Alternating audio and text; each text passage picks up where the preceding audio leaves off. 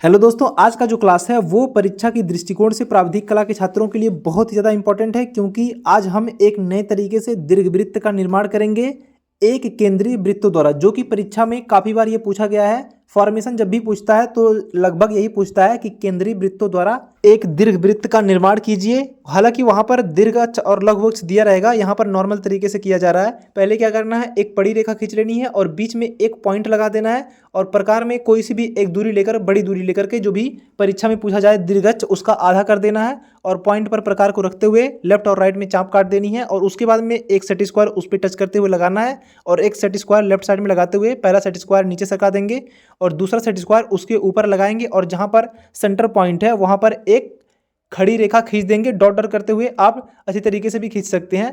अब यहाँ पर जो लघु अक्ष होगा बेसिकली दीर्घ अक्ष से छोटा रहेगा, तो प्रकार में एक छोटी सी दूरी लेनी है, लगभग दीर्घ अक्ष के छोटी ही दिखाई देनी चाहिए। तो आप देख सकते हैं यहाँ पर है, अगर परीक्षा में माप पूछा जा रहा है तो माप के अकॉर्डिंग भी आप कर सकते हैं। अब इसके बाद में क्या करना है, जो सेंटर पॉइंट है वहाँ पर प्रकार की नोक को रखते हुए दीर्घ अक्ष की दूरी लेंगे, एक लेफ्ट या राइट साइड का कोई भी एक दूरी लेंगे और उसके बाद में एक वृत्त की रचना कर देनी है। डियर स्टूडेंट, वीडियो को ध्यानपूर्वक देखिएगा कि जो वृत्त की रचना की जा रही है, सबसे पहले दीर्घ अक्ष को टारगेट करके एक वृत्त की रचना की गई है। अब इसके बाद में जो लघु अक्ष है उस पे पेंसिल की नोक को रखते हुए प्रकार की नोक सेंटर पॉइंट में ही रहेगी। अब लघु अक्ष और जो केंद्र है उसको त्रिज्या मानकर एक वृत्त का निर्माण कर देंगे उसके अंदर। तो डियर स्टूडेंट, यहाँ पर आप देख सकते हैं दूसरे वृत्त का निर्माण हो चुका है। अब यहाँ पर जो लघु अक्ष है उसका जो लाइन खींची गई थी खड़ी रेखा, उसको ऊपर तक बढ़ा देनी है, दीर्घ अक्ष के ऊपर तक, थोड़ा सा ध्यानपूर्वक देखिएगा। अब इसके बाद में क्या करना है, जो पॉइंट है सभी का नामांकन कर देना। जैसे कि यहाँ पर दीर्घ अक्ष जो है उसका नाम क और राइट में ख और ऊपर में रख दे रहे हैं जो लघु अक्ष है उसका नाम ग और नीचे का जो लघु अक्ष है उसका नाम घ रख दे रहे हैं। अब इसके बाद में क से लेकर के और जो सेंटर पॉइंट की दूरी होती है उसको प्रकार में लेनी है, जो कि प्रकार में 60 डिग्री के कोण का रहता है। अब इसके बाद में लेफ्ट साइड और राइट साइड में रखते हुए ऊपर चाप काट देनी है। 3 बराबर भागों में बंट चुका है। एक जो पार्ट है यानी कि 4 हिस्से में एक पार्ट जो है वो 3 बराबर हिस्सों में बंट चुका है, यानी कि 30-30 डिग्री के एंगल पर। अब सेम पोजीशन वही करना है। प्रकार में जो दूरी रहेगी डियर स्टूडेंट वो रहेगी 60 डिग्री की। तो एक साइड में रखेंगे ख पॉइंट पर, ऊपर चाप काटेंगे तो वो 60 डिग्री का हो जाएगा, फिर ऊपर चाप काटेंगे तो नीचे 60 डिग्री का हो जाएगा, यानी कि 30-30 डिग्री का हो जाएगा। अब जो चाप है काटा गया उसको केंद्र में मिलाते हुए नीचे तक ले जाएंगे। जितने भी पॉइंट है ऊपर, जैसे कि आप देख रहे हैं डॉट डॉट करके मिलाया जा रहा है, यानी कि रचनात्मक रेखाओं के द्वारा आप इसको अच्छी तरीके से डॉट डॉट करके जो पॉइंट काटे गए हैं उनको केंद्र में मिलाते हुए जो बड़ा सा वृत्त बनाया गया है उसकी परिधि तक रेखाओं को अच्छे तरीके से लानी है, जो रचनात्मक रेखाएं खींची जा रही हैं। अब यहाँ पर जो ग और ख के बीच में जो साइड बचा हुआ है, जो एरिया है, वहाँ पर भी 30-30 डिग्री का एंगल क्रिएट हो चुका है। जो चाप काटे गए हैं अब उसको भी केंद्र से होते हुए जो नीचे बड़ा सा वृत्त है उसकी परिधि तक अच्छी तरीके से रचनात्मक रेखाओं के द्वारा, यानी कि डॉट डॉट रेखाओं के द्वारा अच्छी तरीके से मिला लेनी है। तो डियर स्टूडेंट, यहाँ पर आप देख सकते हैं ऊपर का जो पॉइंट है अर्धवृत्त है, 1 2 3 4 5 6, यानी कि ऊपर 6 भागों में विभाजित है और नीचे भी 6 भागों में विभाजित है। अब इसके बाद में क्या करना है डियर स्टूडेंट, यहाँ पर नामांकन भी आप कर दीजिएगा तो काफ़ी बेटर रहेगा। जैसे कि क के ऊपर 1, फिर 2, फिर सेंटर पॉइंट को छोड़ देंगे, फिर 3 4, फिर ख के नीचे 5 6 और यहाँ पे 7 और 8 पॉइंट रख देंगे। अब इसके बाद में क्या करना है, जो पहला पॉइंट और 8वां पॉइंट है उस पर लंब डालनी है, तो डॉट डॉट करके लंब डालनी है। डियर स्टूडेंट देख लीजिएगा, पूरा लंब अच्छी तरीके से टच नहीं करना है जो दीर्घ अक्ष है।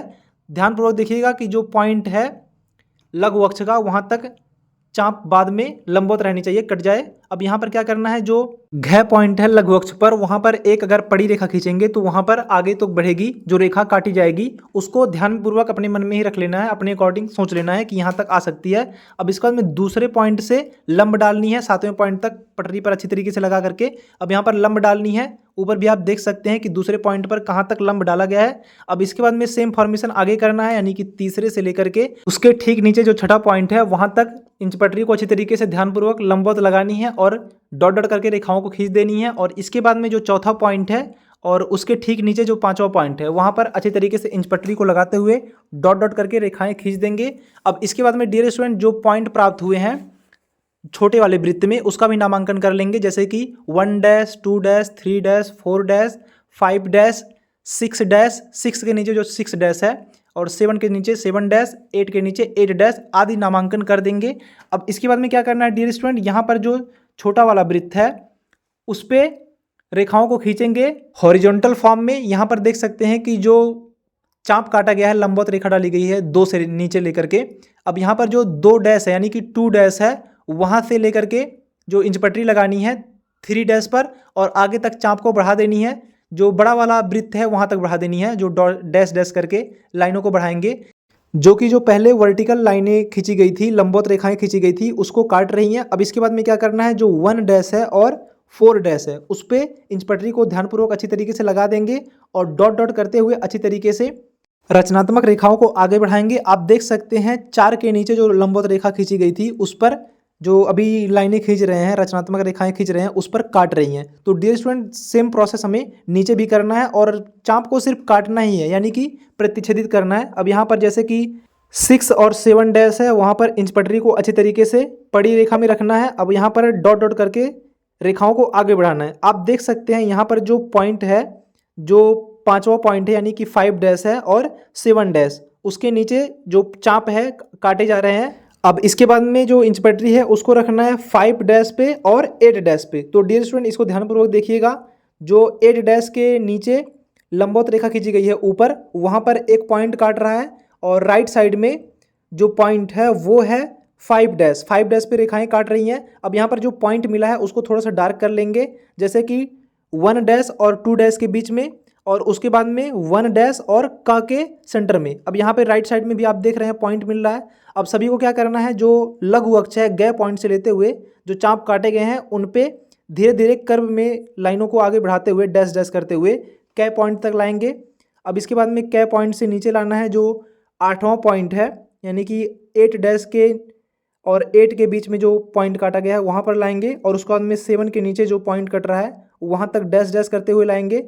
फिर 7 डैश से होते हुए घा पॉइंट तक लाएंगे और उसको आगे बढ़ाएंगे जैसा कि आगे चाप काटे गए हैं। तो डियर स्टूडेंट, वीडियो को ध्यानपूर्वक देखिएगा क्योंकि इसमें बहुत ज़्यादा कन्फ्यूजन हो सकता है अगर वीडियो को ध्यानपूर्वक आप नहीं देखेंगे तो।